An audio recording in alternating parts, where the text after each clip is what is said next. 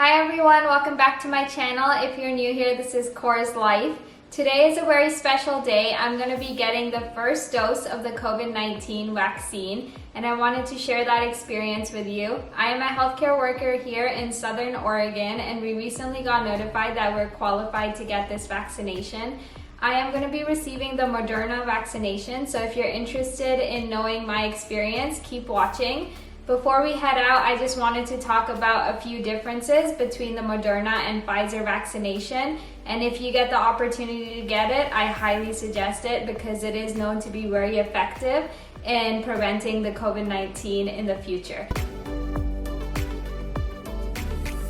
There have been many different companies working hard to get a COVID-19 vaccine, and this is the first time in history in which we've gotten a vaccine in such a short time span. So I just wanted to start by thanking all of the scientists working hard day and night to make this possible. I know all of you guys have questions about which vaccination to get, whether it's the Moderna or Pfizer. I'm going to go through some of the key differences and also the similarities between both of them, and hopefully that will make it a little bit easier for you to decide if you are given the opportunity. To start, some of the key similarities between both the vaccines are they both are mRNA based and they both need 2 doses. The first dose is a priming dose and the second dose is a booster dose. So one of the first differences is for the Moderna vaccine, the second dose is given 28 days apart, and for the Pfizer vaccine, it's 21 days apart. Another difference between both of them is that the Moderna vaccine is 94.1% effective versus the Pfizer vaccine is 95% effective. So basically what that means is after you have been given both the doses of the vaccine, you have 95% chance or 94.1% chance of not getting COVID-19 at a future encounter, which is a really great opportunity, especially because COVID-19 is known to be spreading quite quickly. So if given the opportunity, definitely take it. Another key difference between the Moderna and the Pfizer vaccine is the age group that can get the vaccine. For the Moderna vaccine, you have to be 18 years or older, and for the Pfizer vaccine, you have to be 16 years or older. I know you guys are probably thinking what some of the side effects might be. I have not currently gotten it. I'm on the way to get it, so I will report my side effects once I have gotten the vaccine. But it is known that both the vaccine causes soreness in the injection site, it causes some muscle soreness, fatigue, and also possibly some fever has been reported in some patients who have gotten it. Let's go ahead and get the vaccine, and I'll let you know what my experience is with regards to the after effect. Stay tuned and don't forget to like, comment, and subscribe.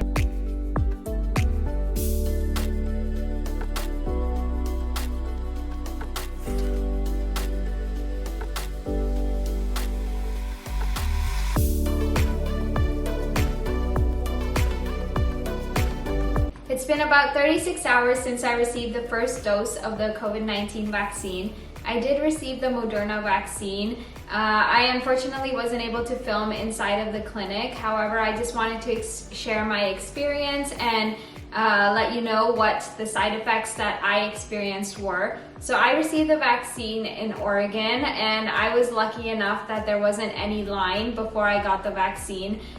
In other states such as California, I have a lot of healthcare worker friends, and they've had to wait up to like 2 hours before they're seen. So just make sure you plan accordingly. As for my experience, once I went in, they asked me which arm I wanted to receive the vaccine in, and I do recommend do it on your non-dominant arm just because I did experience some soreness on that arm after I received it. So I'm right-handed, so I got the vaccine on my left arm. It took about 30 seconds for the whole process. They just injected me, and then after that they had 15-minute observation period in which they wanted to make sure that I didn't have any sort of allergic reaction or anaphylactic shock or anything. And after that 15-minute period was done, they gave me the card saying that I received the first dose of the vaccine, and once that card was received, they let me know I have to come back after 28 days to receive the second dose. So it's been now over 36 hours, and everything has been going smoothly. The only symptoms I really experienced was soreness on the arm that I received it. It was pretty sore within the first few hours of receiving it. Initially, it was just sore at the injection site, but then it started to feel a lot heavier in my arm, and it got to the point where I was having a little bit of a hard time lifting it past a certain point. But after a few hours, that soreness kind of stopped spreading and it stayed in that same area. If you do need some sort of medication to help with it, then I would recommend what I've heard other people say. They take Tylenol instead of Advil. I didn't have to take any sort of medication. It didn't get to that point, but after the 24 hours, the soreness started decreasing quite a bit, and now at the 36-hour mark, it's very minimal soreness. I also experienced some muscle soreness, just fatigue in general, but it wasn't any greater than what I have experienced in the past. It was just a little bit as if you've had a very long day and you're just tired and you need to rest. I was lucky enough that I didn't have any sort of a fever. Everything else went smoothly. So that's been my symptoms up until now. I know that a lot of people are saying after you receive the second dose, there's a higher chance of getting a fever. So once I receive that second dose, I'll do that follow-up video just to let you all know what my experience was. But either way, if you are given the opportunity to get the vaccine, I highly recommend it, because it's better to be safe in the long run. Even though you get the vaccine, though, you have to make sure that you continue to follow CDC guidelines, continue to social distance, continue to wear your mask, just help stop that spread